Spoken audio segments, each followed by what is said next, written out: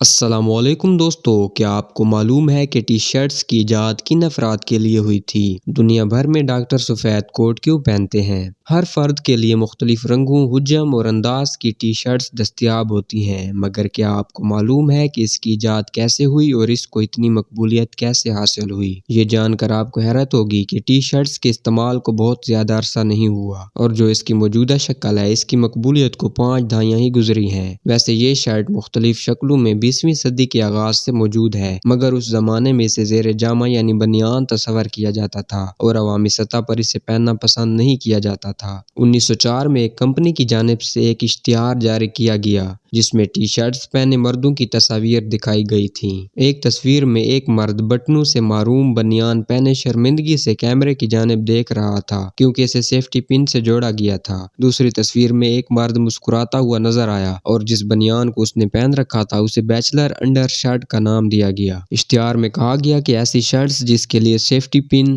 Button, سوئی اور دھاگے کی کوئی ضرورت نہیں۔ در حقیقت اس کمپنی نے اشتہار میں ایسے مردوں کو ہدف بنایا تھا جو کنوارے تھے یا انہیں سلائی کرنا نہیں آتی تھی۔ آسان الفاظ میں ٹی شرٹس کا وجود کنوارے اور سلائی کڑھائی سے ناواقف مردوں کے لیے عمل میں آیا تھا۔ اس خیال نے امریکی بحریہ کے کسی عہدیدار کو متاثر کیا کیونکہ 1905 میں امریکی بحریہ کی ملاح ایسے بنیان پہنے نظر آئے جس میں کوئی بٹن نہیں تھا۔ بتدریج یہ قمیض بحریہ کے اہلکاروں میں مقبول ہو گئی اور عام قمیضوں کی جگہ ان کا استعمال ہونے لگا۔ ٹی شرٹ کا لفظ 1920 میں پہلی بار استعمال ہوا۔ 1940 کی دہائی میں ٹی شرٹ کو مقبولیت ملنے لگی کیونکہ کالجوں، یونیورسٹیوں میں نوجوان اس کا استعمال کرنے لگے تھے، مگر صحیح معنوں میں یہ ہر فرد کی ضرورت دوسری جنگ عظیم کے بعد بنی جب فوجی معاذ جنگ سے واپس لوٹنا شروع ہوئے جو جنگ کے دوران اس کا استعمال کر رہے تھے۔ اس کے بعد ایک Bollywood film a streetcar named desire میں مارلن برانڈو نے اسے پہنا تو ٹی شرٹس کا فیشن شروع ہو گیا۔ اس کے بعد کمپنیوں کو ٹی شرٹس کے کاروبار کے منافع کا احساس ہوا اور اب اس کا اثر آپ خود اپنی الماری میں دیکھ سکتے ہیں۔